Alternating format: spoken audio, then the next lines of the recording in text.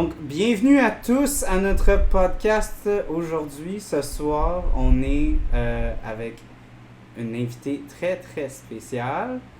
Et je veux l'annoncer comme étant une experte sur le sujet de ce soir. Une sexperte. Hey, c'est bon ça. C'est très, très bon ça. Donc, Madame Charlotte Poitras, bienvenue aujourd'hui. Aujourd'hui, on va faire ton petit jingle.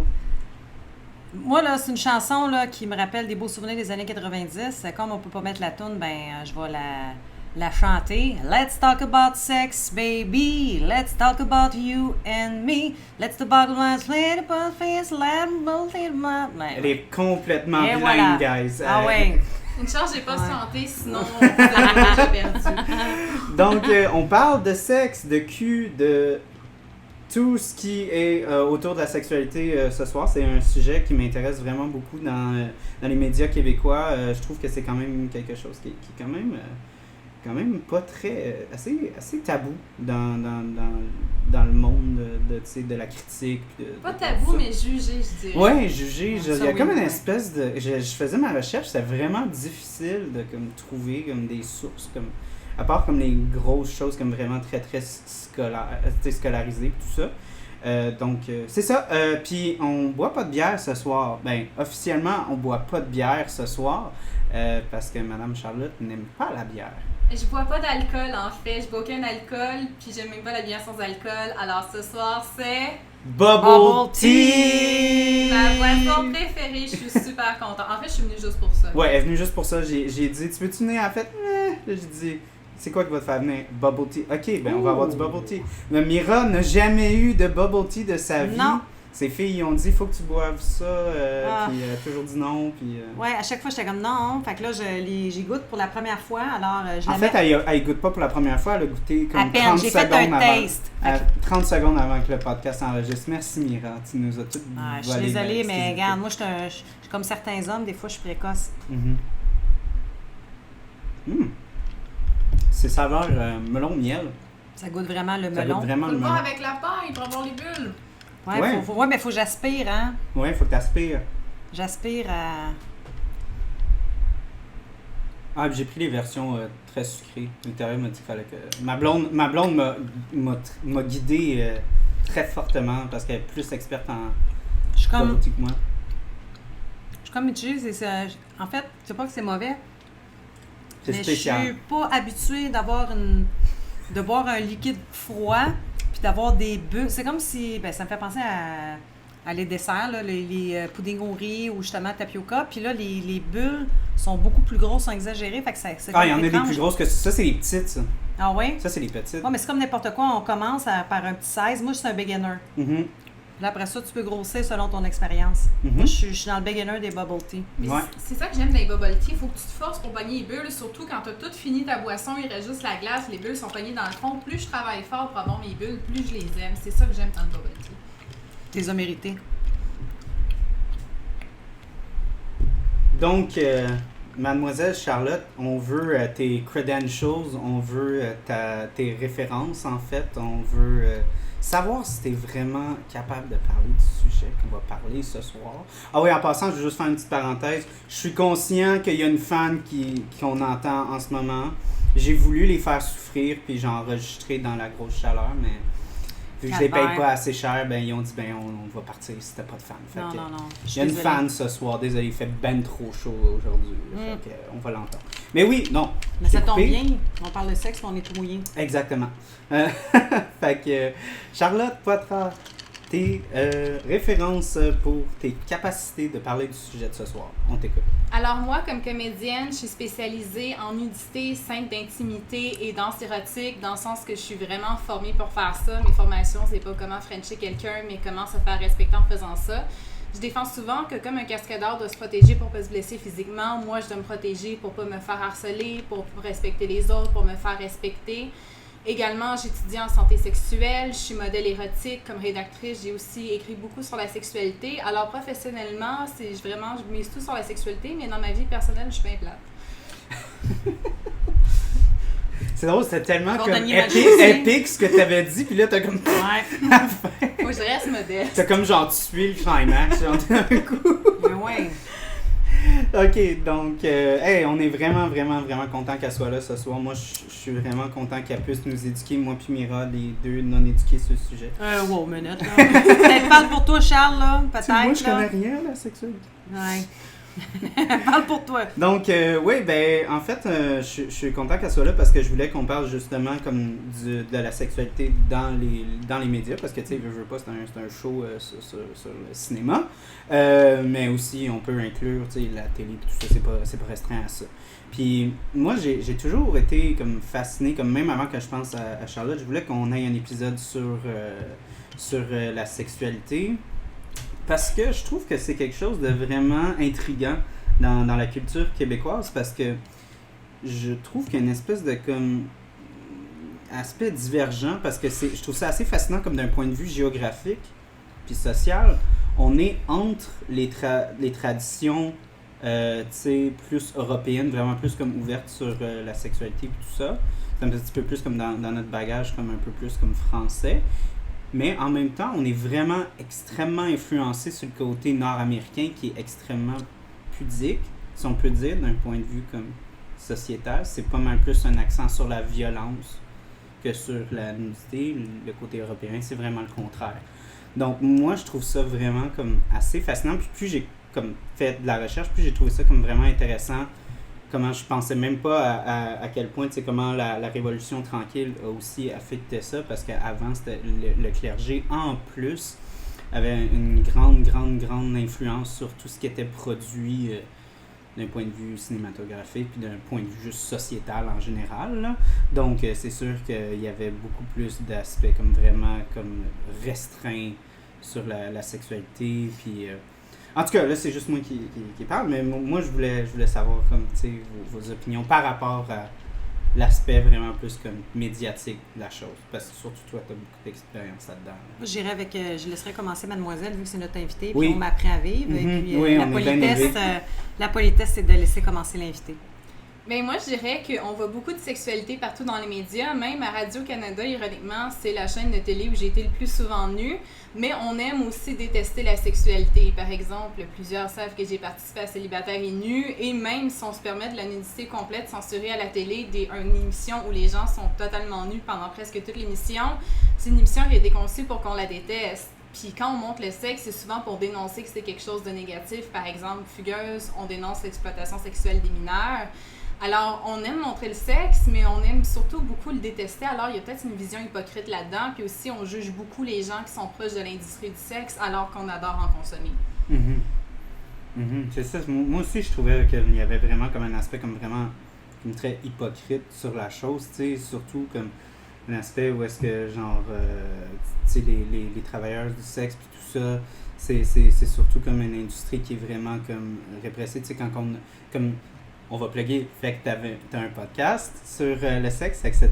Oui. Puis dans un de tes épisodes, tu parlais justement comme sur la COVID, comment genre les travailleurs du sexe ont vraiment comme été vraiment mis de côté dans cette industrie-là. Puis tu sais, aussi en lisant tout ça, c'est un milieu qui est vraiment comme contrôlé beaucoup par le crime organisé, des affaires comme ça.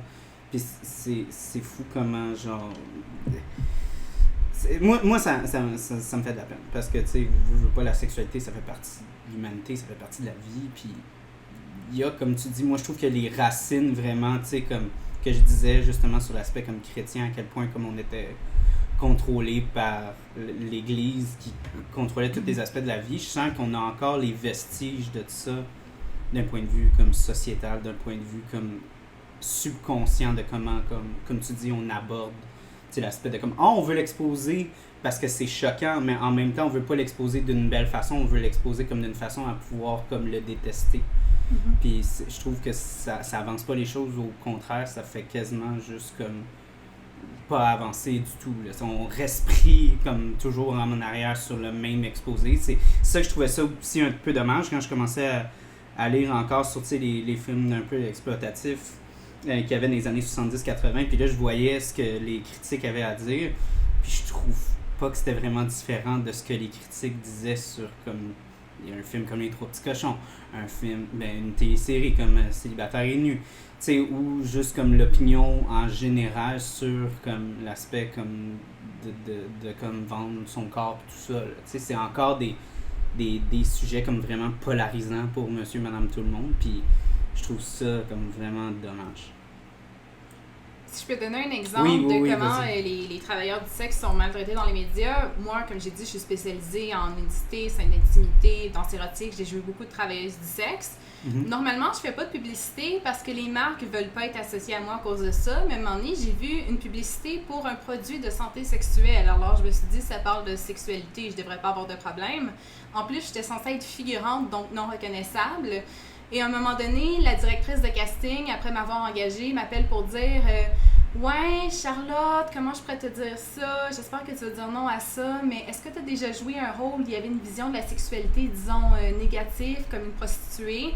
Fait qu'elle m'appelle comme ça après que j'ai été engagée pour me demander si j'ai déjà joué des travailleuses du sexe parce que peut-être que je vais perdre ma figuration ou je suis même pas reconnaissable dans une publicité de santé sexuelle à cause de ça.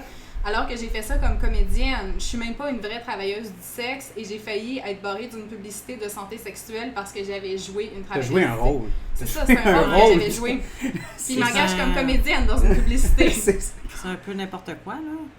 Puis en plus, tu sais, tu sais, de toute façon, on sait que le typecasting dans l'industrie, c'est énorme. Tu sais, ça arrive à comme quasiment tous les acteurs. Ah, mais moi, j'adore ça. Moi, j'en profite. Oui, mais ce que je veux dire, c'est que si tu te fais comme typecaster comme étant comme une travailleuse du sexe, je veux pas dire comme c'est de ta faute ou c'est pas de ta faute, mais tu sais, il faut que les directeurs de casting soient capables de reconnaître ça. En fait, c'est décrit partout sur mon profil. Ma biographie. Fait qu'il y a juste quelqu'un qui a pas fait sa job. C'est ça qui est arrivé. En fait, il a mal fait sa job en me discriminant parce que c'est de la discrimination. Ça peut être reconnu comme la discrimination selon la situation sociale ou selon le genre parce qu'ils n'ont pas demandé aux hommes s'ils avaient déjà joué des criminels, ce qui n'est pas non plus une bonne vision de la vie dans une publicité. Non. Ils ont vraiment visé moi, une femme qui avait joué des travailleuses du sexe et pas d'autres personnes qui auraient pu jouer un criminel qui est bien pire que les travailleurs du sexe dans une publicité. Mais c'est ça, tu dis ça, puis c'est ça que je voulais dire tantôt.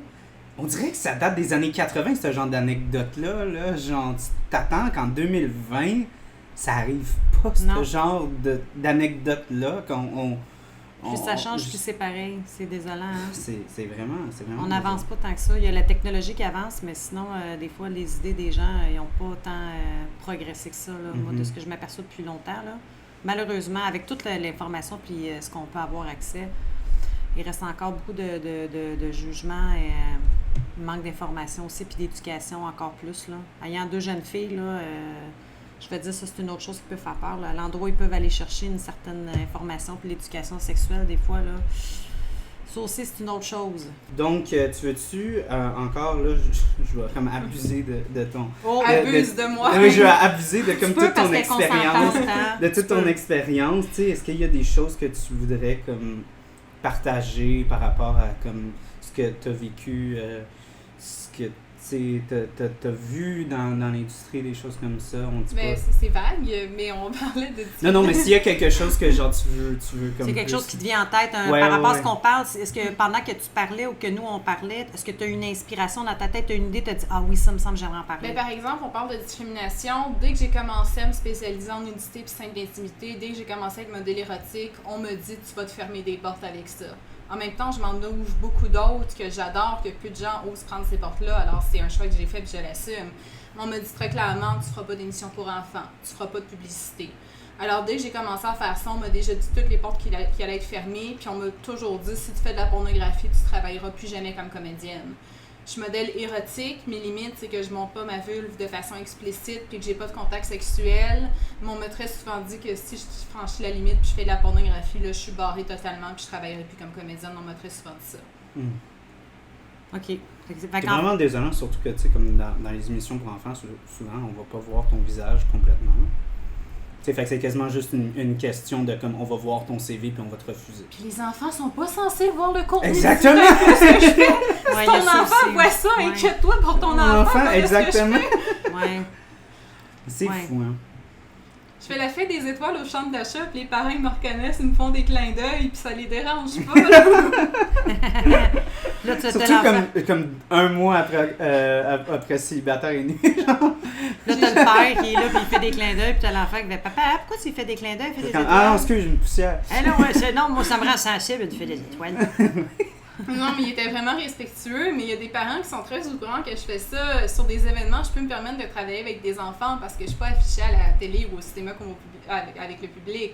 Mais les gens sont conscients de tout ça, puis la grande majorité, ça les dérange pas. C'est juste que les producteurs sont vraiment pudiques, les diffuseurs veulent vraiment pas de moi dans n'importe quoi qui pourrait être offensant avec la sexualité. Ça me fait rire que tu dis ça, que tu disais comme le fait que j'en savais de fermer des portes parce que je sais pas si, oui tu sais, tu sais quand je travaillais dans le cinéma, j'avais beaucoup d'amis qui justement ne voulaient pas s'afficher, puis ça leur fermait des portes. Puis je trouve ça drôle que c'est plus comme l'affaire de on se monte ou on se monte pas, c'est rendu comme t'es juste une femme, fait que tu vas avoir des portes fermées no matter what quasiment, genre d'un côté ou de l'autre. En fait, moi, je me suis dit, on objectifie les femmes sexuellement. Moi, je vais reprendre le contrôle de cet objet-là, ça va devenir mon outil et je vais m'en servir moi-même pour obtenir ce que je veux. C'est moi qui est en contrôle de mon corps, c'est moi qui est en contrôle du désir des hommes. J'ai retrouvé le contrôle comme ça. Si je m'étais laissé faire, si je m'étais laissé humilier, il m'aurait contrôlé comme un objet, mais j'ai décidé de retrouver le contrôle là-dessus, puis là, je l'assume totalement. J'affiche partout mes spécialités, je le dis d'avance aux gens, je suis super ouverte là-dessus. Puis je dis toujours, quand t'es typecasté, t'es casté. Alors moi, je mise vraiment sur mon typecast, puis c'est ça qui fait en sorte que j'ai beaucoup plus de rôles. Je vois que t'as approché ta carrière comme d'un point de vue comme très réfléchi. Comme t'as vu comme un aspect comme vraiment sociétal, puis tu veux vraiment comme, je veux pas dire comme capitaliser là-dessus, mais tu sais comme vraiment utiliser ça à ton avantage, puis littéralement comme tu sais c'est comme ça que les choses sont. Puis au lieu de comme tu sais juste essayer de comme comme rabaisser, comme tu as dit, de te faire contrôler justement par comme une industrie qui va t'objectifier, mais là tu vas comme prendre le contrôle de ça. Moi je trouve ça comme vraiment admirable. Moi j'ai une interrogation. Est-ce que c'est un choix que tu as fait ou c'est la vie qui t'a amené vers là? J'ai toujours été intéressée par la sexualité. Dès que j'ai eu 18 ans, j'ai commencé à me dénuder pour de la photo par exemple. C'est juste qu'une fois que Célibataire et nu a été diffusé puis que je suis devenue vraiment virale à cause d'une certaine vidéo où je me faisais verser une bière sur la tête, là, je pouvais plus du tout cacher ça. J'étais totalement associée à ça. Alors, j'ai dit, je suis associée à ça, je vais m'en servir comme tremplin pour miser à 100% là-dessus. Alors, c'est d'une certaine façon, j'ai été exposée à ça au public. Alors, c'est la raison pour laquelle je misais là-dessus. Je pouvais plus me cacher du tout après Célibataire et nu, là. Mais sinon, auparavant, c'était quelque chose qui t'intéressait déjà. Puis comme la majorité de l'être humain, on se le cachera pas, c'est quelque chose qu'on est jeune, on comprend pas trop pourquoi, mais on a comme un petit frisson, on sent un certain plaisir, puis là, on apprend à découvrir notre corps. Ça, on le sait, la majorité des êtres humains aiment la sexualité parce que ça nous apporte un sentiment de bien-être. Mais toi, au-delà de ça, est-tu arrivé un événement précis ou qui faisait... oui, tu as dit à partir de 18 ans, tu as envie de t'intéresser à ça, mais tu as voulu, au-delà, pas juste t'intéresser, mais de creuser davantage, puis d'aller t'exposer ou faire de la photo. C'est quelqu'un qui t'a approché, c'est toi qui as fait les démarches. Qu'est-ce qui fait qu'en tant que femme aujourd'hui, moi je pense encore plus, là on est en 2020, quand tu as commencé, bon c'était avant ça, mais de quelle façon est-ce qu'on peut, qu'une femme dit, ben moi j'ai envie de poser nue, mais que ça soit fait dans le respect, de quelle façon que ça... En fait, je suis modèle depuis que j'ai l'âge de 13 ans. Puis si vous voyez mes photos quand j'ai 13 ans, je suis exactement pareille. Je me faisais flirter par des mannequins de 25 ans quand j'avais 13 ans. C'était vraiment malaisant. Bref, à 18 ans, un moment donné, j'étais censée porter une robe blanche pour une séance photo. Puis la photographe femme aimait pas ma robe blanche. Okay. Alors, elle m'a proposé, est-ce que tu aimerais ça que je t'enveloppe dans du saran wrap? Elle a pas du tout insisté. Elle a juste proposé de m'envelopper dans du saran wrap. Puis j'ai dit oui. Puis c'était vraiment comme une robe transparente que je portais. On voyait mes seins au travers de ça. Ça s'est fait dans le respect, dans un local fermé, juste avec elle puis le professeur. Puis ça m'a tellement excitée de me voir nue dans des photos érotiques comme ça que je me sentais bien dans mon corps, je me sentais mise en valeur, je me sentais sexy, alors que dans la vie, pas en photo, je me trouve bien ordinaire. Alors, il y a un sentiment d'excitation quand j'ai posé nue pour la première fois. Là, ça m'excite plus. C'est vraiment devenu un travail auquel j'étais habituée, mais ça m'a vraiment excitée. Puis j'ai pas commencé à poser totalement nue la première fois. Au début, j'avais une robe transparente. Après ça, je me suis... C'est fait graduel. Oui, c'est ça. Après ça, je me suis dit, bon, je suis capable d'aller une étape plus loin, je pose en sous-vêtements. Bon, je suis capable d'aller plus loin, je vais enlever le haut. Puis là, je suis rendue que... Qu'est-ce qui fait que, excuse-moi de t'interrompre, qu'on cherche à aller plus loin? Parce que le sentiment d'excitation, il est grandissant à chaque fois que tu franchis une étape? Ou... Ben, je pense que c'est dans n'importe quoi. Oui, mais c'est propre à c'est chacun. C'est juste comme l'aspect humain quand tu consommes quelque chose, surtout quand tu es... Ah, ça n'a pas été dans ce sens-là pour moi. J'ai toujours été fascinée Je suis vraiment intriguée, là. J'ai toujours été fascinée par la sexualité, puis la seule raison pour laquelle je ne l'ai pas sauté là-dedans au complet, c'est que j'avais peur des conséquences. Ouais. Alors, parce que c'est de l'inconnu, veux pas, puis surtout au niveau de la sexualité, tu vas avoir des répercussions. C'est ça. Fait que je me suis dit, bon, je vais commencer par une robe transparente. Ah, ça va bien, je me sens en sécurité. Je vais aller un petit peu plus loin. OK, je me sens encore en sécurité, je vais aller plus loin. C'était vraiment juste de tester mes limites puis de dire, je suis bien là-dedans, je suis en sécurité, je suis respectée, je vais aller plus loin. T'es vraiment chanceux, justement, d'avoir vécu ça, que ça soit toujours fait dans le respect. Dans le respect, énormément. Et sur tes termes, parce que je sais que parce que moi aussi, je suis photographe un peu à mes heures, puis le nombre de modèles que je connais que, justement, ils ont été pris dans des situations où est-ce que, genre, photographe décide comme « Ah, OK, ben là, aujourd'hui, on enlève le haut, puis c'est tout, puis t'es là, puis t'es dans le milieu du bois parce que c'était l'endroit qu'on allait faire les photos, puis... t'es comme pris dans une situation vraiment très Ça n'a pas toujours été fait dans le respect avec moi. C'est juste que la raison pour laquelle j'ai pas été respectée, c'est pas à cause que je me suis montrée nue, c'est à cause que j'étais avec un mauvais photographe. T'es avec une personne, malheureusement, qui a fait de l'abus de pouvoir. Fait que j'ai jamais associé le fait que je pose nue avec les problèmes que j'ai attirés. J'ai attiré des problèmes parce que j'ai travaillé avec les mauvaises personnes. Ouais. Puis justement, je suis d'accord avec toi. Les modèles, on a vraiment des groupes de référence. Puis maintenant, à chaque fois que je travaille avec quelqu'un, je demande la référence à au moins 3 modèles qui ont déjà travaillé avec. Ouais. Si j'ai une référence négative, ben s'il dit, admettons, j'aimais pas les photos, c'est pas grave, mais s'il y a un problème d'harcèlement, je vais pas travailler avec la personne. Ou si je connais le vrai nom du photographe, je connais l'adresse où je suis, puis je texte toujours une amie pour dire, je vais aller avec tel photographe à telle adresse, texte-moi à telle heure pour savoir si ça a bien été. Ça, c'est bien. Le fait que tu es une femme bien avisée, bien avertie et protégée. Ça, c'est bien, là, parce qu'on le sait, là, peu importe là, des histoires, malheureusement, surtout que tu me dis que tu as commencé ça à 13 ans. Oui. Ben, tu sais, je veux dire, moi, je pense que j'ai une fille de 13 ans, là, j'ai beaucoup de difficultés à penser qu'elle pourrait faire de la photo, surtout que, je veux dire, tant mieux. Ça, c'est monté. Oui, c'est Charles qui aspire de son bord. Il aspire à quoi, ça, on ne sait pas, mais bon. Non.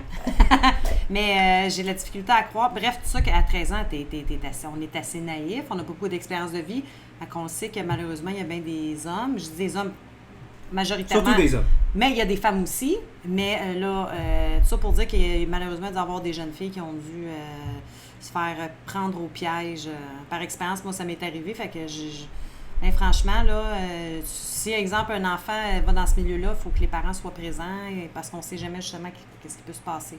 Ben, en fait, à 13 ans, j'ai commencé dans une école de maquillage. Fait que c'était vraiment dans une école où c'était juste des photographes femmes, puis il y avait des professeurs, puis c'est un milieu principalement féminin.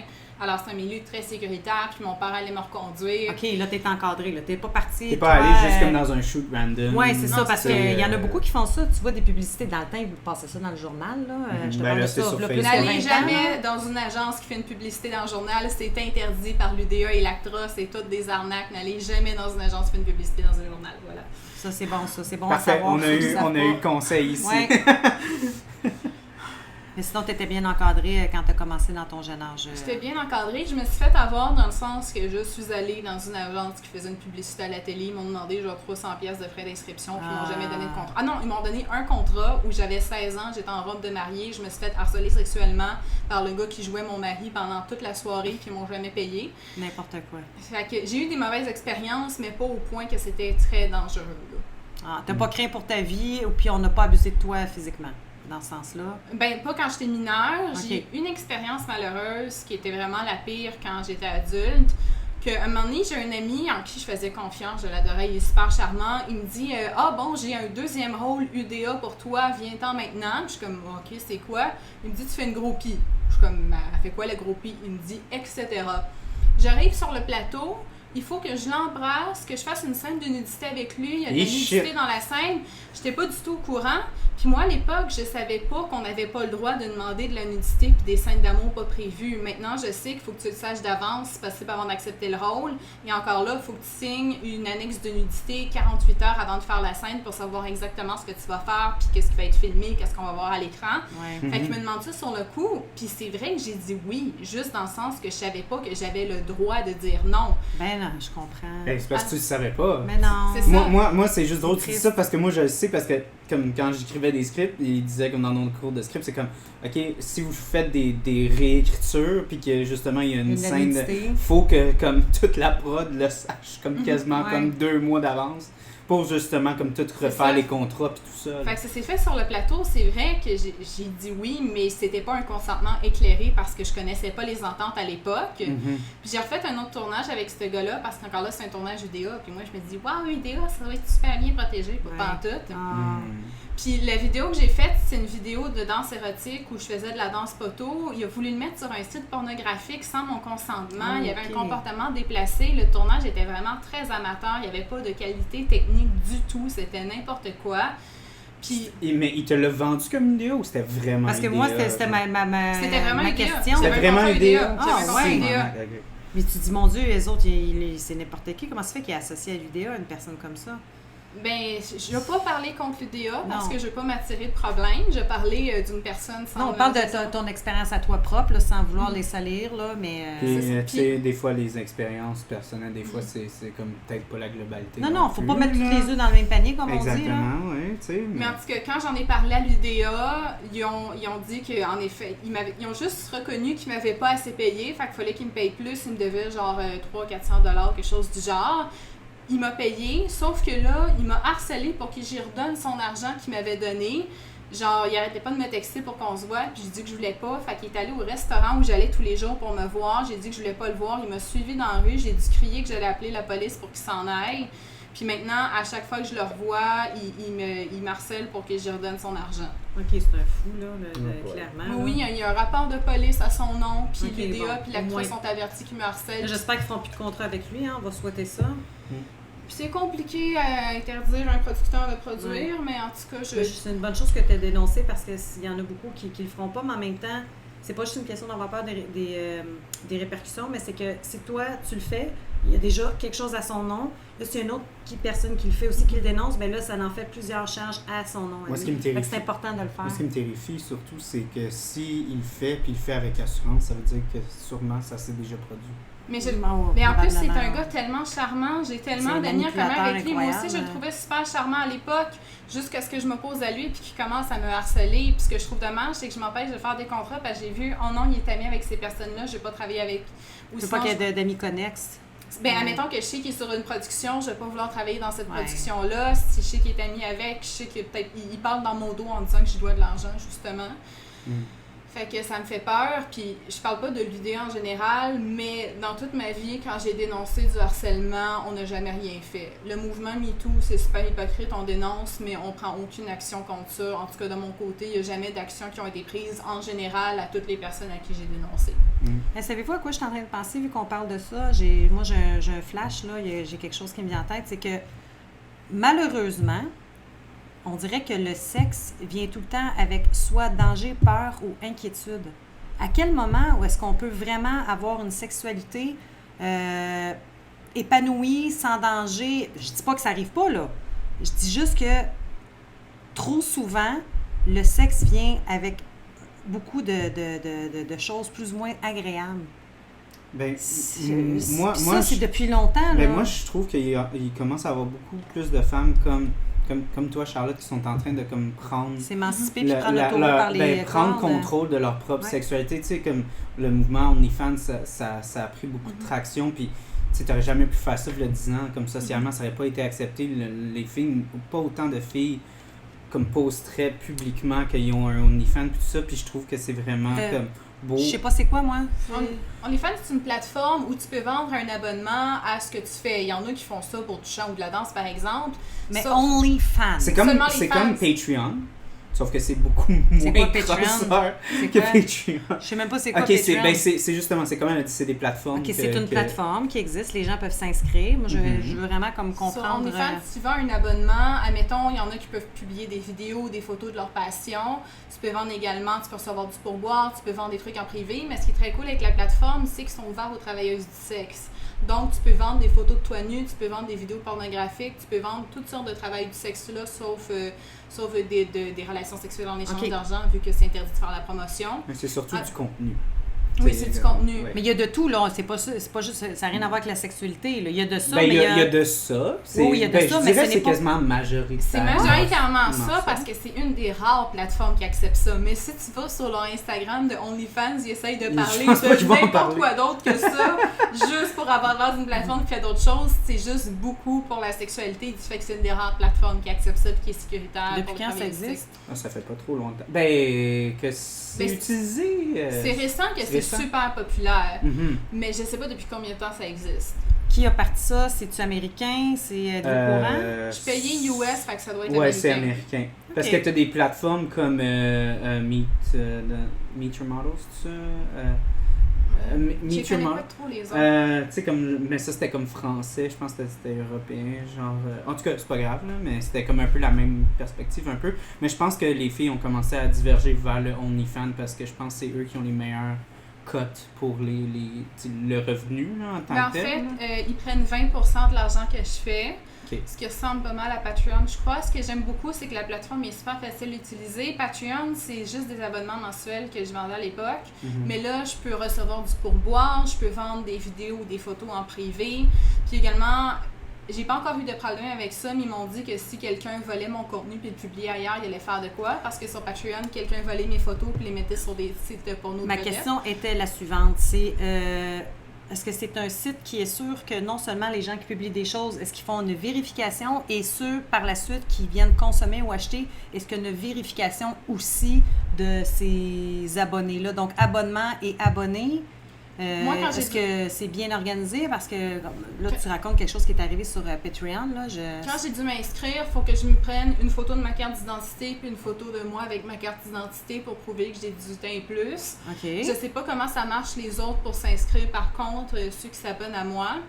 En fait, le problème que j'ai avec Patreon, c'est que les gens volaient mes photos et les mettaient sur un site gratuit de vedettes nues. Ah, OK. Mais Patreon, ils faisaient absolument rien comme ça. Ils font rien. Là, pour avoir vu le Patreon. Puis fait qu'ils n'ont aucune notoriété, eux autres. Là. Je veux dire, Patreon, c'est un peu comme YouTube. YouTube, aussi, comme d'un point de vue comme créatif, c'est pas mal juste les gros joueurs qui peuvent comme avoir comme un impact. Tu sais, quand ils flaguent des affaires comme du contenu volé, des affaires comme ça, là, j'allais dire les Bill Gates, mais c'est pas ce que je veux dire. Tu sais, mettons comme les Michael Jackson, si Michael Jackson serait encore vivant, quand Michael Jackson il dit que tu as volé son contenu, ben ça passe. Mettons, moi sur YouTube, quand j'ai publié, moi je me suis déjà fait voler littéralement des films que j'ai faits sur YouTube, puis il n'y a quasi rien qui a été fait, justement, parce que j'avais en dessous 1000 followers. Ah oui, fait que si t'es pas assez quelqu'un d'important, tu passes tout droit. Là. Ouais, puis c'est... Puis pourtant, tout le monde...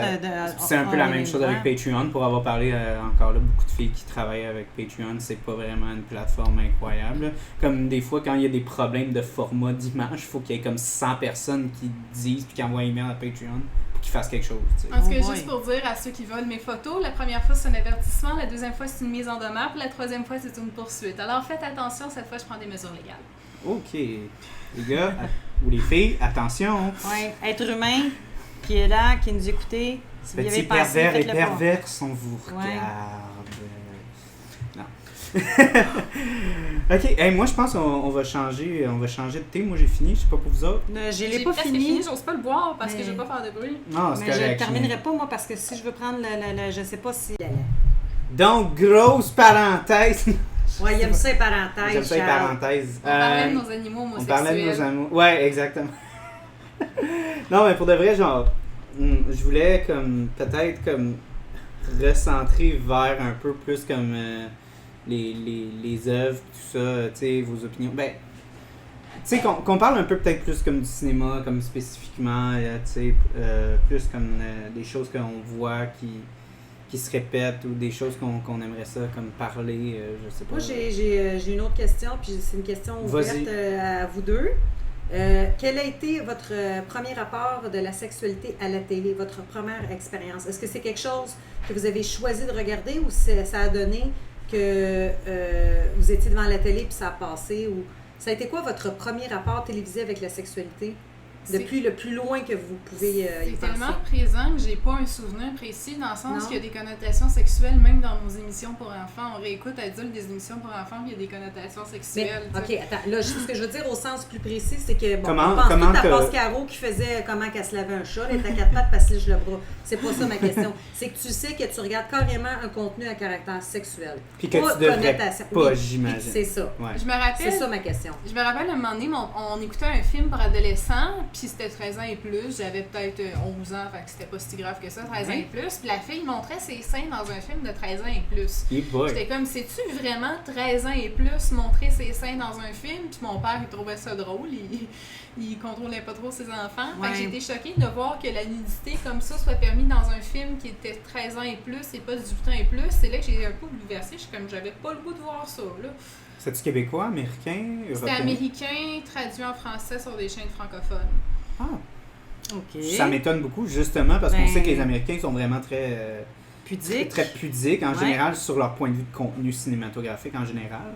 Ça m'étonne beaucoup. Ça, c'est un autre sujet. Ça, c'est une affaire que moi, les premières affaires que j'ai vues jeune, c'était Emmanuel, là.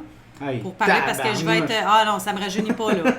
Non, c'est pas que ça te rajeunit, mais que ça soit la première chose que tu vois, t'es allé fort dans le tabarnak. Ben non, mais là, Bleu Nuit, j'en entendais parler, là. Fait que moi, je suis allée Bleu direct... Nuit, c'était à 1h du matin. Qu'est-ce que tu fais là? C'est pas grave, moi, j'étais jeune, puis j'ai découvert très, très jeune que je pouvais avoir un orgasme. Fait que moi, avec, là, très tôt, je me suis intéressée à ça, là. Donc, moi, j'étais allée straight to the point. Puis chez nous, c'était pas vraiment surveillé. Fait que j'étais allée l'écouter. Mais tout ça pour dire que, pour mettre en lien avec ce que mademoiselle Charlotte parlait, ça a été toujours une interrogation. Puis j'ai fait vraiment le lien jeune. Pourquoi est-ce qu'on voit toujours juste des seins? Pourquoi est-ce qu'on voit pas de pénis? Moi, au pire, on peut voir des fesses de gars. Moi, j'en vois des fesses. Ouais, t'en vois beaucoup. Ben, à part Claude Legault, là, si on le sait, là, mais... pas juste Claude Legault, il y en a une majeure partie qu'on a Guillaume vu. le Métis-Vierge, là. Ah oui, on voit les fesses des hommes. Mais ça, on en voit quand même. Un problème, c'est que... On voit plus souvent les seins des femmes. Les hommes, ils regardaient les femmes, puis les femmes, ça leur dérange pas de regarder des femmes non plus, mais un gars qui voit un gars tout nu, il est bien bouleversé, puis il aime pas ça. Ben, en tout cas, moi, ça, je le comprends pas, mais bref, mon expérience, c'était moi, Emmanuel, parce qu'elle a parlé d'avoir vu des seins. Toi, Charles? Ben, non, mais je voulais juste comme continuer sur ce que tu avais dit par rapport comme aux hommes et aux femmes. Moi, ce que je remarque, puis quand on avait commencé à parler dans nos cours en cinéma tout ça, c'est que la lentille est très masculine par rapport à la nudité. Fait que même quand tu vois un homme nu, souvent, il est vraiment pas très sexualisé, même s'il est nu. Puis tu peux le reconnaître, là, littéralement, comme la façon que c'est filmé. Je trouve que c'est vraiment ça, comme tu vois les fesses d'une femme ou tu vois les fesses d'un homme. Il y a vraiment comme une attention d'un point de vue de langage cinématographique, la musique, les choix de lentilles. OK, mais on enlève toutes les flaflas autour. Un pénis, c'est un pénis. Un vagin, c'est un vagin. Ben, une fesse de fille, une fesse de gars. Tu vois pas beaucoup de vagins non plus. OK, mais en fait, ce que je veux dire, c'est que c'est la personne qui fait le tournage qui va lui donner la connotation. Mais pourtant, un corps humain, c'est un corps humain. Oui. Ce que je veux juste dire, c'est qu'en général aussi, quand tu vas voir de la nudité, c'est surtout les seins féminins. Mais même comme j'ai pas vu beaucoup comme de sexe masculin et féminin. Puis pourtant ça devrait, moi j'aimerais ça. Faut dire aussi que moi, pour avoir une upgrade de nudité, il faut que je peux montrer mes seins, mes fesses ou ma vulve, tandis qu'un gars, il est limité à ses fesses ou son pénis. Par exemple, quand je faisais une scène d'intimité dans une voiture, dans un film, il y avait possibilité d'upgrade de nudité. Moi, j'enlevais mon chandail, c'était fait, mais le gars qui enlève son chandail, c'est pas une upgrade de nudité vu qu'on peut voir un homme torse nu sans problème. Mm-hmm. Alors, il faut aussi dire qu'une femme en a plus à montrer qu'un homme pour que ce soit considéré comme la nudité. On voit en masse d'hommes torse nu à la télé. Oui, mais les femmes sont aussi beaucoup plus comme sexualisées aussi, fait qu'il y a juste plus de parties qui sont sexualisées, fait que c'est sûr que ça a un effet. Ben, pour répondre à ta question, Mira, moi j'ai vraiment comme des souvenirs comme vraiment frappants de comme mes parents étant vraiment comme très choqués par la violence et le sexe, justement, fait que c'est pour ça comme peut-être c'est comme l'aspect inconscient que je voulais qu'on me parle de ce sujet-là. Parce qu'on dirait que mes parents étaient juste comme, voulaient vraiment me couver autant sur la violence que sur le sexe. Comme, on me cachait les yeux, mais on baissait pas le volume, rien, là. Fait que tu fais tes propres images. Fait tu sais, c'est comme, ben, c'est là, pis c'est tout. Puis, mais non, c'est pas vrai. Des fois, ça arrivait qu'on skippait, mais tu sais, quand t'avais des VHS, d'habitude, c'était plus physique que, mettons, un Blu-ray ou un DVD où est-ce que tu fais juste comme avancer. Tu faisais fast-forward, mais tu voyais l'image pareille, là. Ouais, ben, aussi, c'était plus milieu, comme, genre, fallait que tu sois timé avec un VHS, puis tout, t'es comme, ah, ok, là, on coupe là, puis là, mais là, ils l'ont fait trop vite, là, ça continue, tu sais. Genre, fuck, c'est pas le bon. Fait que déjà, avec l'ancienne technologie, ça marche plus compliqué. Moi, je dirais, genre, oui, vas-y. Ah non, ok, je vais raconter mon anecdote. Vas-y. Faut que je vous raconte une anecdote trop drôle. Au secondaire, on écoutait le film Bon Cop, Bad Cop. Puis une scène de sexe de la fille de Vive le Québec libre. Puisqu'on était au secondaire, qu'on était mineurs, le professeur, il fait avancer la scène pour qu'on la voit pas. Puis là, il dit « Je m'en vais aux toilettes », puis il dépose la télécommande sur le bureau de l'élève le plus turbulent de la classe. Ok, quelle mauvaise idée. Mais là, il a fait exprès. Oh, wow. La façon qu'il le dit, il avait clairement fait exprès pour que l'élève regarde la scène, puis toute la classe voit les seins de la fille dans Bon Cop, Bad Cop. Pourquoi il a fait ça? Parce qu'il n'a pas le droit de le faire, mais c'est un accident, ça s'est arrivé pendant qu'il était aux toilettes. Ben, je suis content que tu parles de Bon Cop, Bad Cop, parce que c'était un exemple que je voulais qu'on apporte. Cette scène-là, parce que là, on parlait comme d'aspect hypocrite, on parlait comme de l'aspect social, on parlait de, tu sais, toutes les espèces de choses qui ont un impact sur la vision du sexe, l'aspect que comme, ah oui, on adore ça, mais on le déteste vraiment comme profondément d'un point de vue très comme sociologique, mais c'est toujours présent, puis quasiment gratuitement. Dans ce film-là, cette scène-là n'apporte quasiment aucun impact comme... Elle n'a pas sa raison d'être. Pas qu'elle n'a pas sa raison d'être, mais le film aurait pu avoir coupé la scène complètement. Elle n'était pas nécessaire. Ou le faire en brassière, ou, tu sais, même juste comme d'un point de vue comme de cinématographique, d'un point de vue d'une histoire de A à Z, cette scène-là a absolument aucun impact. Mais non, ce qui est super cool, c'est la scène en parallèle où il y a la relation sexuelle. Oui, je sais que ça c'est vraiment, ça c'est vraiment intéressant d'un point de vue cinématographique. Mais ce que je veux dire, c'est que genre, c'était un exemple parmi tant d'autres, c'est l'exemple qui me vient. On dirait que le sexe, comme souvent, parce qu'on aime beaucoup les films de genre, surtout dans l'horreur, le sexe est vraiment utilisé comme une gimmick. Puis je veux pas dire, tu sais, le Québec s'excuse pas de ça, là. Il y a beaucoup de films justement qui vont inclure quasiment une scène de sexe qui est juste là pour faire plaisir aux consommateurs, là. Pour leur faire, hey guys, on vous a pas oublié. Oui, c'est ça, on n'a pas oublié le fait que tu veux voir des seins à aller soir. voir tes totons. Moi, j'avoue, j'ai pas de problème avec ça. La sexualité, c'est super simple. Je parle pas de ça comme un problème. Je parle ça plus comme d'une idée. C'est l'association, pourquoi? Non, mais moi, mon point, c'est le... Peux-tu juste filmer mon peuple après ça, je te laisse parler? Ok, c'est juste le point de pourquoi est-ce qu'il y a autant une hypocrisie, puis autant on est vraiment contre le sexe, mais on va le mettre pareil, puis même de façon comme complètement insérée.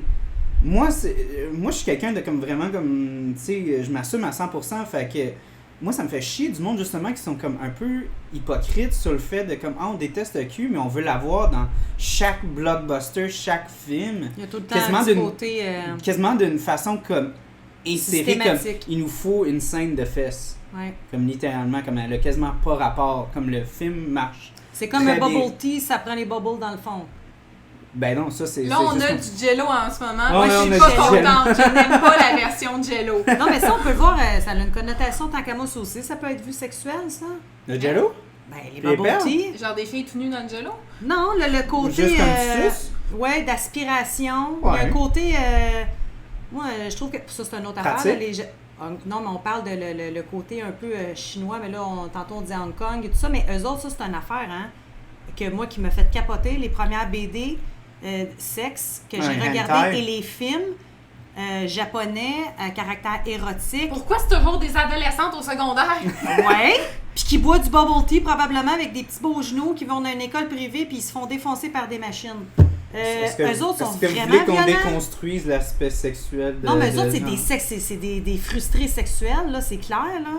Mais ça, bon, en tout cas, c'est un autre débat, mais je reviens avec une parenthèse en parenthèse avec l'histoire des seins, puis de nudité. Moi, j'ai une affaire, j'imagine que vous OK, l'avez regarde, peut-être je vu vais vendredi faire comme 13. toi, je vous lance ça, puis je vais avoir votre opinion là-dessus. Ouais. Sur le fait, justement, que comme il y a comme une espèce de... C'est quoi le rapport avec l'hypocrisie, mais en même temps, le gros désir... Parce que, tu sais, les Français, comme on dit, il y a beaucoup de sexualité dans leur cinéma. Mais ça a l'air, ils ont Mais il l'air n'y a pas d'hypocrisie par rapport à ça. Non, mais ça, je te dis, ils ont l'air à l'aise. C'est socialement accepté, puis c'est socialement, tu sais, montré et comme ça... Puis tu sais, on dit toujours comme le cinéma reflète comme la société dont elle est présente. Ouais. Donc, est-ce que c'est juste que les gens sont hypocrites en général?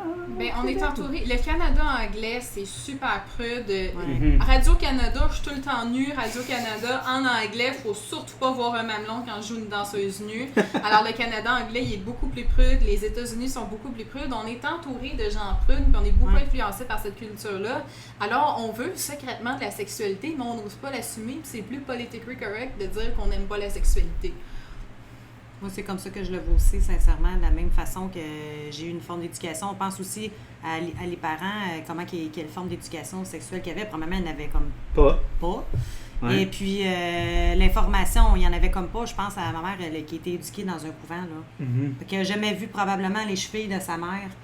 Donc, eux autres, il n'y en avait pas, là. C'était vraiment comme l'exploration. Pour eux autres, souvent, les premières expériences, ben c'était avec le mari ou le premier conjoint, le seul aussi. Mm-hmm. Fait que, ben là, ça perpétue, ça continue. Mon Dieu, sincèrement, l'Église, là, malheureusement, a vraiment beaucoup à voir avec l'épanouissement, ben, en fait, le non-épanouissement de bien des femmes par la suite, ce qui s'est passé. Puis je te dirais, ben, comme elle expliqué Canada anglais beaucoup, puis il y a encore beaucoup de frustration, mais on dirait que autant qu'on est supposé d'avoir avancé, que je trouve que finalement, non, pas tant que ça. Moi, je vois ça encore très, très, très hypocrite, la sexualité ici au Québec. Il y a comme un côté qui... Comment je peux expliquer ça? C'est comme s'il y a un vouloir d'aller plus loin, puis en même temps, il y a une certaine retenue. Oui, il y a comme une réticence. Oui. Mais il y a surtout comme un... 3 pas en avant pour reculer après ça, 20 c'est pas en surtout, arrière. c'est parce que ça, c'est sur beaucoup de sujets. Je trouve qu'on aime ça, dire qu'on est ouvert, mais quand Mais on est arrive pas. pour montrer vraiment l'aspect concret Ouais. de la chose, là, comme elle dit, on fait 3 pas en arrière. Oui. Juste l'éducation sexuelle, là, dans les écoles secondaires, là. Ben, c'est présent. Je peux te Ben, c'est dire que présent, oui. Non, mais je te parle de la vraie éducation sexuelle, là. Je veux dire, qui encore là, ça a pris du temps avant que ça revienne parce qu'il y avait beaucoup de gens, des parents qui étaient contre ça, l'éducation, parce qu'eux autres, ils considéraient que c'était eux, les parents, qui voulaient faire leur propre éducation sexuelle à leurs enfants. Mais moi, ce que j'avais aimé aussi dans le show Sex Education sur Netflix, il y avait comme un aspect comme vraiment comme que j'avais trouvé vraiment intéressant qui avait été apporté par un des étudiants homosexuels. Il disait comme ben aussi dans voyons, Big Mouth, là, tu sais, l'aspect d'éducation sexuelle à l'école, c'est surtout basé sur l'aspect hétéro d'un homme, une femme. Tu sais, les étudiants, justement, tu sais, les jeunes adolescents, tout ça, qui ne sont pas dans des relations hétérosexuelles, Puis qui ont des se retrouvent questionnements. aliénés Ouais. dans ces situations-là parce qu'ils sont pas représentés. C'est pas juste ça. Ils parlent pas des personnes en situation de handicap, comment eux ils font pour adapter leur vie sexuelle. Ils parlent pas de la vie sexuelle des aînés. C'est sûr, c'est moins pertinent au secondaire, mais plusieurs Non, personnes peut-être pas. assument que... Ben, c'est plusieurs moins personnes pertinent, assument c'est que- moins excitant, là, Mais mais il assume veux que pas. les aînés sont asexuels, puis il y a beaucoup de personnes Ça aussi, aînées c'est qui une disent affaire. « Ah ben non, moi je suis une personne aînée, j'ai pas de sexualité », alors que la majorité des personnes aînées sont sexuellement actives. Ben, j'espère, C'est- tant mieux. Tu ceux qui sais sont que l'endroit encore qui a le capables. plus de MTS au Oui, Quai c'est un Carré, nom! c'est aux États-Unis, dans une résidence de personnes âgées. Oui, Oh ça my compte God. parce qu'ils c'est pas des personnes qui sont vues comme sexuellement actives. Souvent, le médecin va même pas aborder les ITSS avec pourquoi? les personnes âgées. Ben, en tout cas, moi, sincèrement, tu sais, j'ai fait. Je Ben, disais je ça. mange mon jello. Non, ben c'est ça. C'est comme si tu mangeais des cuisses de femmes très avancées en âge. Oh, Non. shit. Mais pour vrai, tu sais, je dis ça, je pense à quelque chose. Tu sais, j'ai vu une dame d'un âge plus de 70 ans. Et puis, pour vrai, puis je dis ça, puis je me justifie, puis encore là, ça prouve que c'est pas normal. je l'ai trouvée super belle et attirante. Puis je suis pas aux femmes, là, mais j'ai trouvé que c'était une belle femme. Puis là, je me suis dit, je suis donc bien bizarre de trouver qu'elle peut être attirante. C'est comme si dans ma tête, le réflexe était que on dirait qu'après un certain âge, dès qu'il y a des cheveux blancs puis que la personne, elle te fait « Hein? Qu'est-ce que t'as dit? » J'ai dit, mon Dieu, cette femme-là, elle peut pas avoir de sexualité. Elle est comme asexuée, en fait. Oui. Mais est-ce que c'est Il pleuvait des oiseaux, le nom du film, où il y a une scène d'intimité entre personnes âgées? C'est une Ça, tu super parles d'un film qui est sorti dernièrement, là? Oui, il y a une... Je suis pas très vraiment Il y a exposé. un film qui s'appelle Il pleuvait des oiseaux.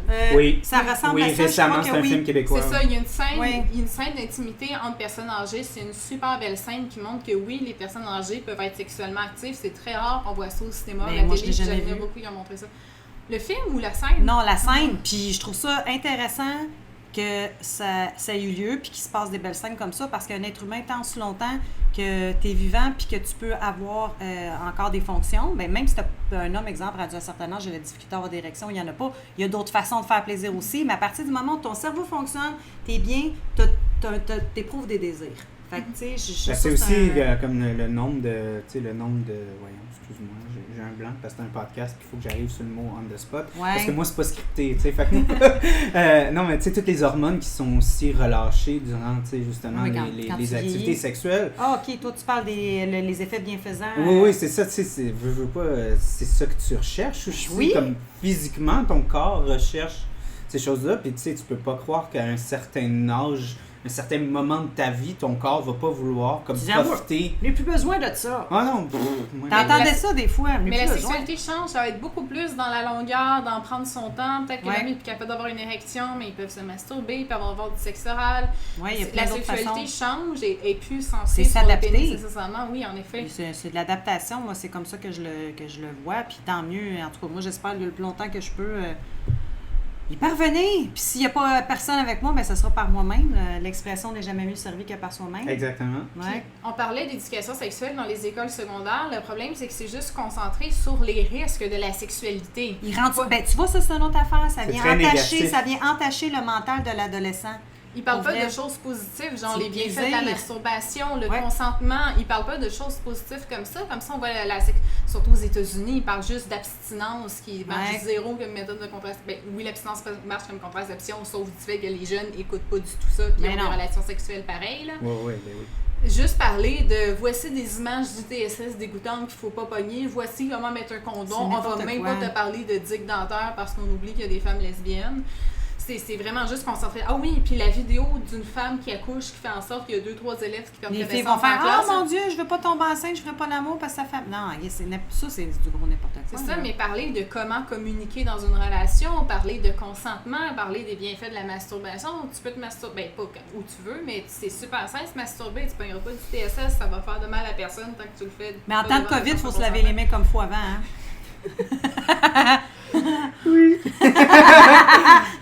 Mais Ben, oui, moi, c'est vrai. drôle, j'avais une anecdote cocasse, mais je Sur la sais pas si. masturbation. Oui, justement. Est-ce que c'est une expérience personnelle? Non, c'est pas une expérience personnelle. Mais c'est vraiment drôle. Je sais pas si vous connaissez le chef Gennaro Contaldo.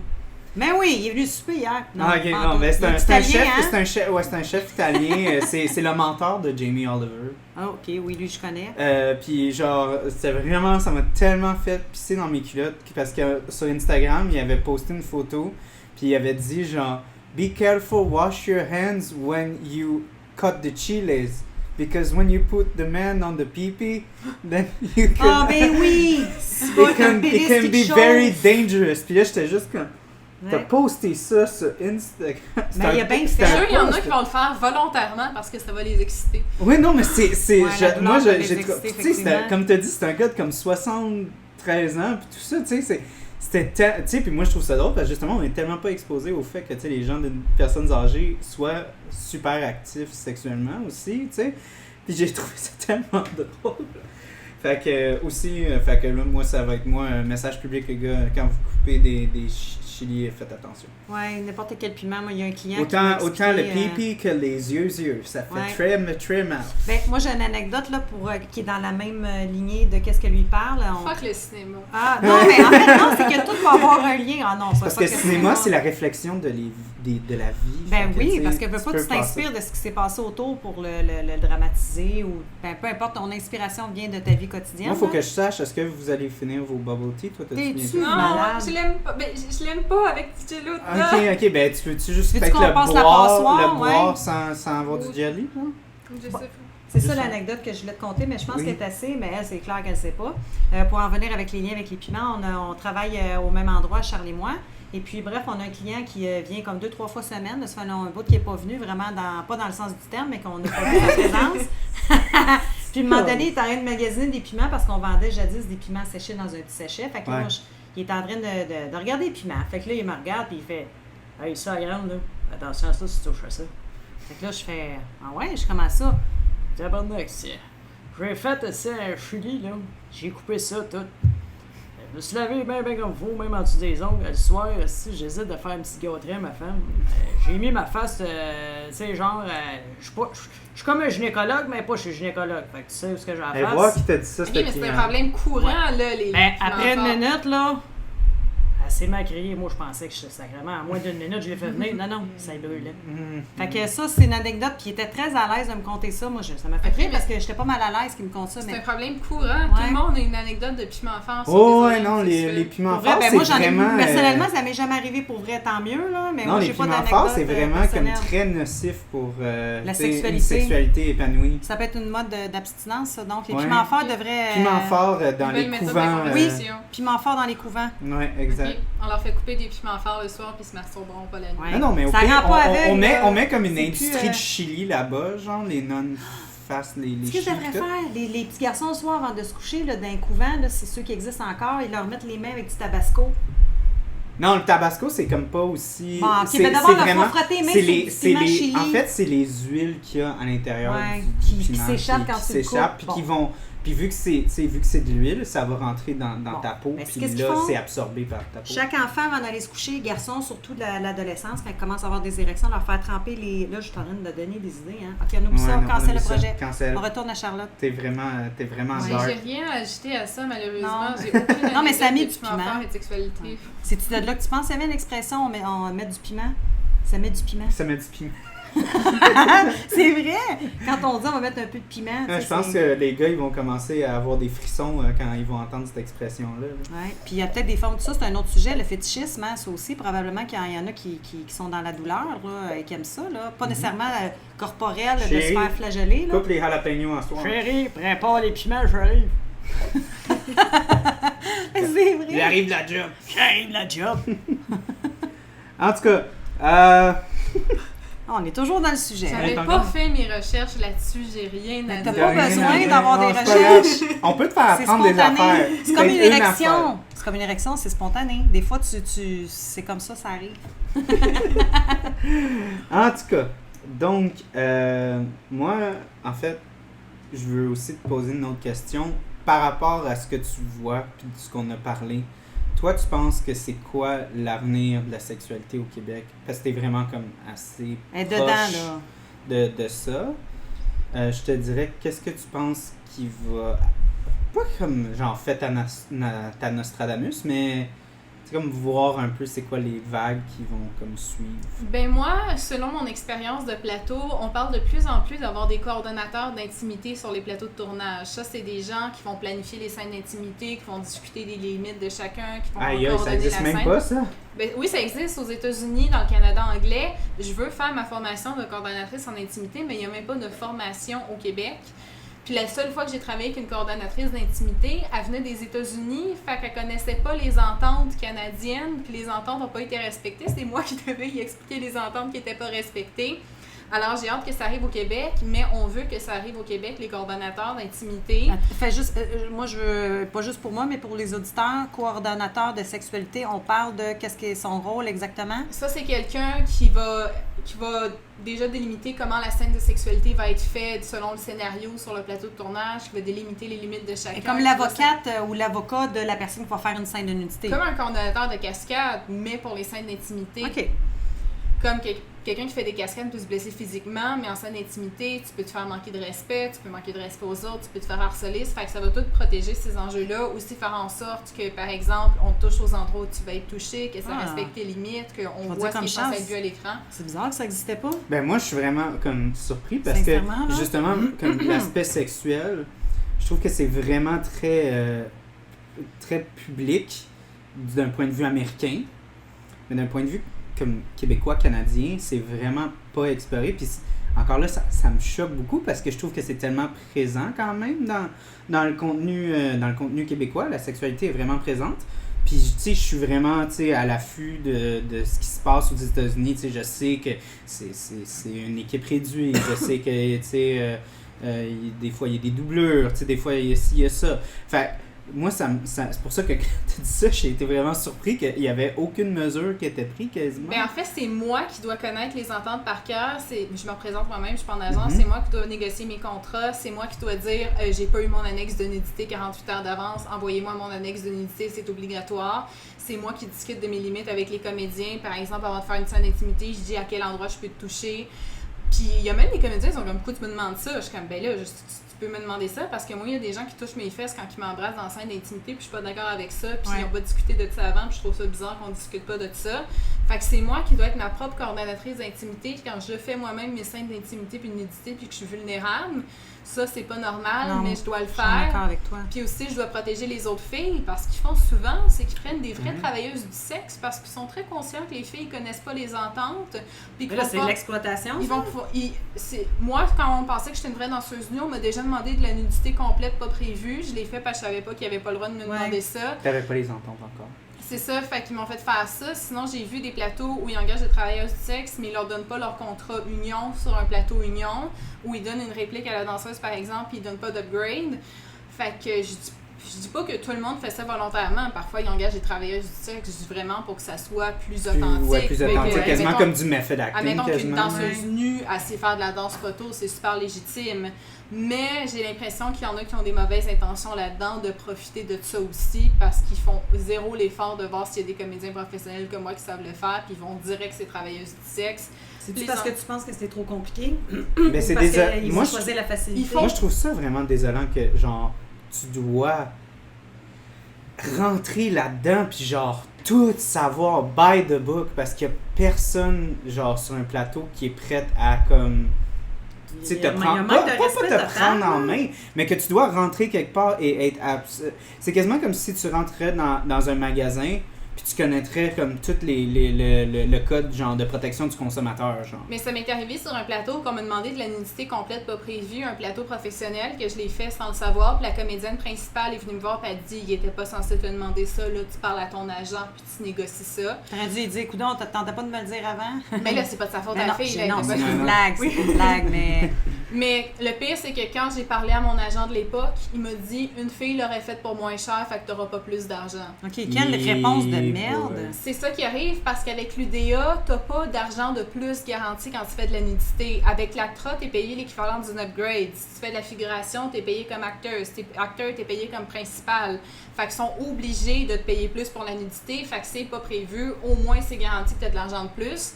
Mais l'UDA ne garantit pas ça. On m'a déjà demandé de la nudité complète pour 200$ par jour, ce qui est le salaire minimum d'un figurant. Calvaire.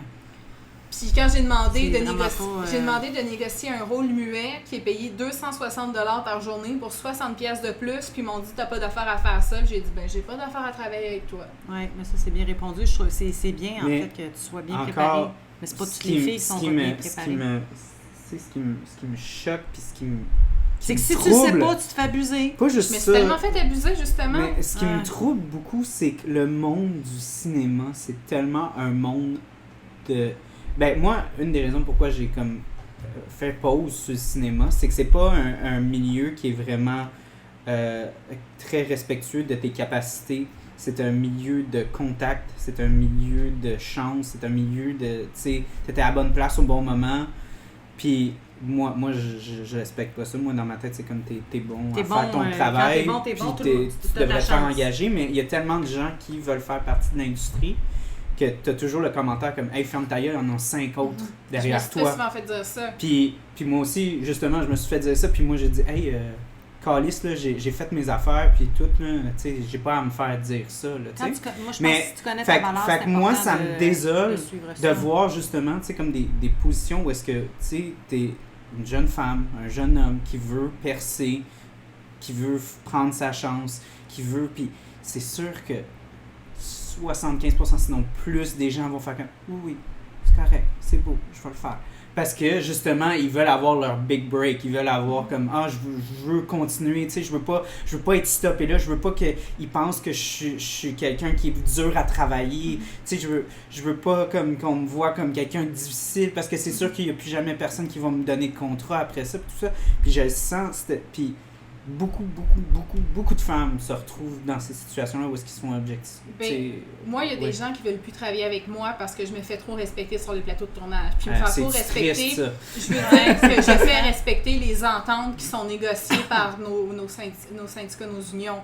Je fais juste respecter les ententes, puis il y a des gens qui veulent plus travailler avec moi, puis que les comédiens se font toujours dire ça, si t'appelles le ou l'acteur, t'es blacklisté, le directeur de casting ne voudra plus travailler avec toi, le producteur ne voudra plus travailler avec toi.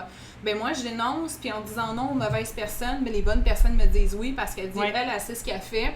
Puis aussi, il y a beaucoup professionnel. Il y a beaucoup de réalisateurs qui m'ont dit qu'ils sont super mal à l'aise à faire de la nudité dans leurs films parce qu'ils savent pas comment gérer ça. Fait que moi, j'arrive puis je leur dis, gars, je vais te montrer comment faire ça, je vais te montrer comment bien te traiter, comme ça tu vas être à l'aise. Puis il y a beaucoup de réalisateurs qui sont permis de faire des scènes de nudité avec moi parce que justement, je les ai mis à l'aise. Ils ont vu qu'ils étaient pas du tout en train de m'exploiter, que je savais ce que je faisais, puis c'est moi qui leur ai montré ça. Puis on parlait tout à l'heure qu'ils faisaient quasiment exprès d'engager des personnes qui n'ont pas d'expérience. Oui, ils font exprès. Parce que, admettons, avec l'ACTRA, ils sont obligés d'engager des membres en priorité. Puis je vois beaucoup de castings de scènes de nudité ou d'intimité qui vont à des non-membres, alors que c'est dans mon casting, puis ils m'ont jamais demandé si j'étais disponible. Ouais. Surtout si t'es typecasté. Ouais. Moi, je c'est fou, là. Je t'envoie le roulement d'acteurs, fait que je reçois tous les breakdowns, ça veut dire les appels d'offres pour des rôles que les agences reçoivent. Alors, je suis sur Casting Workbook, je reçois tous les breakdowns. Et très souvent, ces rôles-là ne sont même pas dans les breakdowns. Ils ne font aucun effort pour trouver un comédien professionnel. Non, ils vont préférer aller chercher juste un travailleur de rue, un travailleur Ils de vont sexe. Directement chercher des gens qui n'ont pas d'expérience. Puis après ça, à mi-chemin dans la production, ils vont faire comme « Ah, OK, là, non, ben là, il faut que tu sois complètement nu. Ah non, finalement, là, on a rallongé ta scène. » Je dis pas qu'ils font tout ça dans le but d'en profiter. Il y a des gens aussi qui m'ont dit, des directeurs de casting qui m'ont dit « Ah, je pensais pas qu'un comédien professionnel aurait voulu faire ça. C'est pour ça que j'ai pas contacté des comédiens professionnels. » Parce qu'ils sont pas au courant, en fait, qu'il y a des gens qui sont conscients... en fait, il y a des acteurs qui sont conscients, qui sont à l'aise avec ça, puis ils ont un professionnalisme pour faire des scènes de nudité. Ils sont pas au courant, parce que ça veut pas, ça prend une expérience. Je veux dire, tu peux pas arriver comme ça. Toi, tu as pris ton expérience, mais tu as lu aussi là-dessus, j'imagine. Là. Oui, mais je connais personne d'autre que moi au Québec qui est vraiment comédienne professionnelle et qui se dit spécialisée en nudité, scène d'intimité. Moi, c'est la première fois que j'entends ça. Il y a des travailleuses du sexe en agence qu'on contacte spécialement cette agence-là pour les avoir, mais c'est rare que c'est des comédiennes formées comme moi je suis formée. Je suis formée comme comédienne et je suis formée pour faire cette scène-là. Sans vouloir nommer des noms, en fait, je commandite pas personne, là, mais souvent, les filles... Je pense à des filles parce qu'on parle de... Là, t'es une fille, on parle de filles. En général, les filles sont plus sexualisées que les hommes. Oui, absolument. Et puis souvent, les filles qui ont joué dans des films ou qui ont eu des rôles à connotation sexuelle, souvent, c'est des anciennes features. Ou c'est des filles qui sont carrément features. Des features, c'est des filles, c'est pas des danseuses érotiques. C'est des filles qui se promènent dans les bars, des bars de danseuses, puis qui font des shows, des spectacles érotiques. Puis, mais ils n'ont jamais de contact client, c'est vraiment juste sur la scène. Fait que souvent, c'est ces filles-là qui sont engagées. Ils ne sont pas danseuses, ils ne sont pas comme considérées en fait danseuses, ils sont engagées. Puis je pense à une en particulier, elle, c'est arrivé souvent là, qu'elle a fait des apparitions dans des films quand il y avait un rôle, justement, c'était elle à qui on faisait affaire. Parce que moi, dans ma tête, souvent, ce que j'ai vu, c'était ça. J'ai rarement vu, je pense à qui? Ah, t'as peut-être le film Mon Ange avec Michel Côté, puis... Ah oui. Voyons, mon Dieu, Karine Vanasse, qui fait le rôle d'une danseuse là-dedans. Là. Bon, tu vois, elle, on la voit danser, tout ça. Mais en général, je pense pas que le plus loin que je me souvienne, j'ai pu voir des comédiennes faire des rôles de nudité ou de semblant de nudité. Laurence Leboeuf, elle a fait une coupe, mais ça, elle commence à faire comme quand même... j'imagine qu'elle commence à avoir beaucoup d'expérience là-dedans. Je pense qu'elle aussi, elle se fait typecaster un peu. C'est un couple de rôles que j'ai vu qu'elle était quand même assez... Mais parlant de typecast, un truc qu'on m'a dit, c'est si t'es nu à la télévision ou au cinéma, les directeurs de casting, ils vont se dire « Ah, elle est game d'être tout nue, Ouais, fait qu'on ouais. va la réserver pour les rôles de tout nu, on veut pas la brûler sur un rôle habillé. » Je me suis Franchement, déjà fait dire ça. Ben, Gab, non, ça, c'est des répliques de merde, là. Mais Ça, moi, ça me c'est- dérange oui, pas. mais- Moi, j'en profite parce que je sais que je payais plus cher, puis toute ma marque est basée là-dessus. Fait que moi, ça me dérange pas personnellement. Mais je me dis parfois à des filles que moi, dès que j'ai commencé à faire l'unité, c'est quasiment juste ça qu'on va faire. Fait qu'il faut que tu sois prête que si t'en fais une fois, ça se peut que tu fasses ça toute ta vie. Mais c'est ça qui est désolant, tu sais. Est-ce qu'on peut juste comme reconnaître comme ah, elle a fait un rôle, elle était nue, elle peut en faire un autre, là. Tu sais, comme toi, t'aimes l'aspect d'être vraiment présent dans l'industrie, mais peut-être que, tu sais, une fille a ouvert ou un gars, là, encore, là, a ouvert un scénario, a vraiment aimé le personnage, s'est vraiment retrouvé dans le personnage, puis ça a l'air que dans le rôle, dans le script, tu sais, avec les approches du personnage, tout ça, ça fait du sens qu'il y ait de la nudité dans le script et dans l'histoire, tout ça. Mais elle veut pas refuser le rôle parce qu'elle est tellement investie dans le personnage, tout ça. Là, après ça, elle se fait typecaster, comme tu dis, là, comme nue tout le reste de sa carrière. Non. C'est pas vraiment fair, là. Non. Je dis pas que ça va arriver à tout le monde, mais moi, je me suis fait dire ça, que si je suis connue pour la fille qui va être nue, ils veulent juste me prendre pour les rôles de nue parce qu'elle peut me brûler ailleurs. Je me suis fait dire ça sans dire que tous les directeurs de casting agissent comme ça. En tout cas, moi, le script que j'avais écrit, il n'y avait pas de nudité dedans quand j'étais considéré pour l'audition. Fait que... Pas dans mon créneau. Moi, je pense au gars qui fait les pubs de AW, là. Tu sais, qui s'est fait taquiner justement là, dans le Qu'est-ce qu'il a fait? bye-bye. C'est plus que taquiner. Ouais, Qu'est-ce je qu'il a dis fait, folie. là? Ben, Qu'est-ce qu'il a fait? tu connais Qu'est-ce qu'il les fait? super pubs, là, c'est tout le temps le même genre de gars Oh qui fait oui, les c'est pubs. le Bon, même gars qui ben, fait... Au bye-bye, il s'est fait taquiner parce que justement, il est vraiment associé à ça. Ce gars-là, il a la difficulté à avoir des rôles, justement. Parce Il y en qu'il est a monsieur- d'autres rôles, il est mais il est monsieur- Monsieur AW, Il est Monsieur Monsieur Burger. Team Burger. Ben oui, puis là, ben justement, ils l'ont taquiné dans le bye-bye, justement, en disant que ce gars-là, ben, il a de la misère à se trouver une job. Puis ça a fait, les gens, ils n'ont pas aimé. Le public ont trouvé que, justement, que c'était une forme d'insulte à son égard. Puis là, après ça, lui a passé les entrevues, puis il a dit, oui, ça m'a fait de la peine. Mais en même temps, j'en reviens, puis il dit, garde, il dit, il n'y a rien là, puis je suis pas Mais la mort. publicité, puis- c'est très C'est difficile. ça. Mais il travaille plus que bien des comédiens. Ouais. Il y a bien des comédiens UDA qui n'ont aucun contrat Mais par là, il a dit, année. il dit, moi, j'aime ça faire ça, là. Il dit, tant mieux, je suis payée, je fais de l'argent, pendant ce temps-là, je peux faire vivre ma famille. Ça m'insulte tu sais. tellement que c'est le 1% de comédiens Ouais. du bye-bye qui sont partout, qui se plaignent d'un gars qui fait de la publicité et qui travaille plus Non. que la grande majorité du bottin Ah ouais. de l'UDA. C'est un peu arrogant, là. Non, vraiment. Mais c'était, tu sais, je veux pas le bye-bye, c'est un peu ça, sauf que là, c'était rendu un peu dans l'attaque un petit peu trop personnelle, là, mais bref, c'était pour faire une allusion à Top Mais moi, ça me Casting. fait rire parce qu'à chaque fois que je vois Antoine Bertrand, ben, quand je le vois dans des choses, j'entends toujours la voix, genre Nissan ou whatever, il fait Oh, toujours les comme la annonces de pub camions. de cam. Ouais, ça voit. Hey, lui, il a fait du nu, hein? Oui, Oui. il me semble, je suis Dans le maintenant. film, ben, c'est pas vrai, c'était CA, c'était Louis Morissette. Oui, qui oui, fait- oui, On a donné oui, cours oui, nu. oui. C'est Oui. tellement Ouais. bon cette Ouais, émission-là. ben, j'ai adoré. Je c'est vous la une bonne, conseille tellement, ça parle tellement de beaucoup sujets dont de on parle sexualité. jamais. Ouais. Ça parle, admettons un sujet que j'adore, que Louis Morissette a une relation avec une femme en situation de handicap qui est en chaise roulante. Oui. On parle jamais C'est de ça, tabou, la hein? sexualité Jamais. comme ça. Mais il y en a une sexualité. À partir du moment où ton cerveau est fonctionnel, là, je veux dire, peut-être pas ceux qui sont en chaise roulante nécessairement avec. C'est vrai pareil Pas parce que, paraplégique, tu sais, mais- comme il y avait une émission, je me souviens plus c'était quoi le nom, mais c'était justement Claude Legault qui jouait. Puis la seconde qui est devenue comme paraplégique, c'était comme plus de cul. That's it. C'est comme la première chose qu'il a pensé, c'est comme il n'y a plus de sexe. That's it. N'importe Genre, quoi. tu sais, oui, genre tu vas te restreindre puis ça va être différent, mais ça veut pas dire qu'il n'y a plus de sexe. Mais dans là. CA, il en parlait justement que, en fait, Louis Morissette avait commencé à fréquenter une fille, elle a eu un accident d'auto, elle est devenue en chaise roulante. Puis là, il y a vraiment une relation où il était juste son aidant, il était juste là pour s'occuper d'elle, la border, la laver. Puis la fille, elle a quitté justement parce qu'il la voyait plus comme sa Il a copine, désiré elle plus comme une sexuellement. personne Il sexuelle. n'y avait tu sais. plus de désir sexuel. C'est pour ça qu'elle a quitté, puis elle s'est trouvée un autre partenaire qui la voyait vraiment comme une partenaire sexuelle et amoureuse. J'ai trouvé ça super intéressant comme sujet. Ouais, ben en fait, on sait que ça existe, mais on n'en parle pas. Ben on en parle très peu. Je voudrais qu'on switch de bubble tea. Vous voici maintenant à la fin de la première partie. Veuillez tourner la cassette de bord de l'autre côté. Et en l'honneur de votre tournage de cassette, je crois que vous allez faire la une des journaux, Monsieur Isbin.